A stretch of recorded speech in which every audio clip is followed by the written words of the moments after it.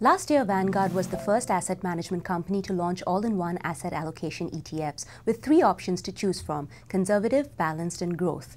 These funds raised over $1 billion in assets since they launched. Last month, the company added 2 more ETFs to the list: the conservative income and the all equity.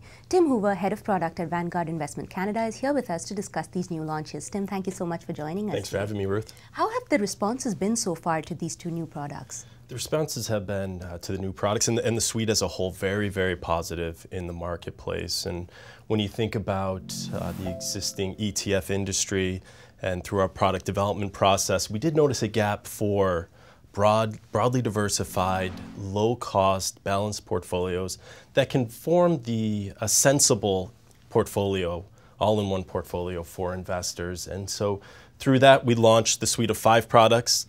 Different risk tolerances, so we have the different asset mix, whether you're conservative or maybe a more aggressive investor looking for growth.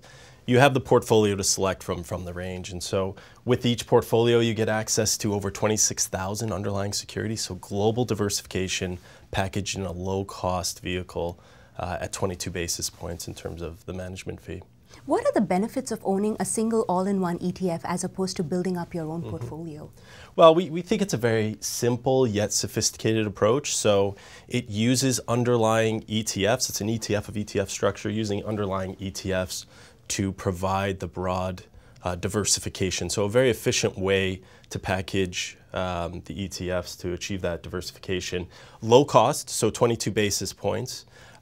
The asset allocation was actually constructed by our investment strategists internally, and this is our best thinking around portfolio construction. And I think the key part here is that our portfolio management team will rebalance the portfolios, looking at the portfolios on a daily basis. They'll reallocate to equities and to bonds as you get out of weight, as well as to the underlying exposures, the underlying ETFs. So we take that completely off your hands and manage that internally, as I mentioned, for very, very low cost. You mentioned this is an ETF of ETFs. Why would an investor invest in this fund as against the underlying ETFs themselves? I think it is the rebalancing aspect, and so many of the ETFs the portfolio construction or asset allocation ETFs will be derived from 7 underlying ETFs. And so when you think about trying to rebalance those 7 ETFs, that becomes a difficult task to monitor and to maintain that asset allocation over time. And so we will, as I mentioned, our portfolio managers will rebalance the portfolios. And you're also accessing our scale and our expertise in trading the underlying ETFs as well. And with that scale tends to lead lower transaction costs and more skilled rebalancing at the end of the day. With these new launches, you released an income product as well as an all-equity product. Are you seeing investors increasingly invest on polarizing ends of the spectrum?